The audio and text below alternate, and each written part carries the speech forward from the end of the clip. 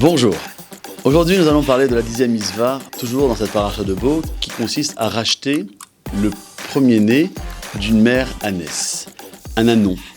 Et cette mitzvah-là, elle a choqué, on va dire, quelques commentateurs. Entre autres, le Sforno de se poser la question pourquoi on devrait racheter un animal qui est impur. Le Sforno explique que cet animal, l'âne, symbolise la sortie d'Égypte, car les Égyptiens ont tellement pressé les bénis Israël, les enfants d'Israël, de sortir d'Égypte, qu'ils n'ont pas eu le temps de faire des valises et de faire tout ce qu'il fallait pour partir comme il se doit. Ils ont tout chargé et ils ont tout mis sur l'animal de l'époque, qui était l'âne. Le Rav Shimshon et Raphaël Hirsch rapportent aussi que l'âne symbolise le bien matériel. Chamor, c'est un âne. Chomer, c'est la matière.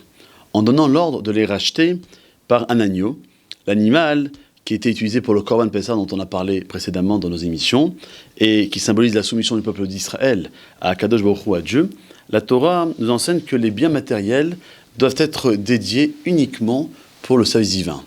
J'ai une table devant moi, elle n'est pas uniquement que pour manger, elle est là pour donner des divrei Torah, elle est là pour apporter de la kedusha. Chaque chose que nous utilisons dans notre vie de tous les jours à travers des biens matériels doivent être élevés. Pour ça que nous avons une misa de faire une bracha, cette bracha qui dit « Asher qui dit Shanu, Menotav Yisvanu ». Alors qu'on nous a sanctifiés par ses commandements. Comment on sanctifie les commandements ? En prenant tout ce qui est matériel, de pouvoir l'élever pour faire Menotav Yisvanu et de réaliser chaque misa qui se présente à nous. Et c'est grâce à ce rachat du premier-né Anne que nous avons cette bel enseignement de Rachamim, de faire en sorte que tout soit fait, les Shem Shemaim, uniquement pour Akadosh Baruch Hu. À bientôt.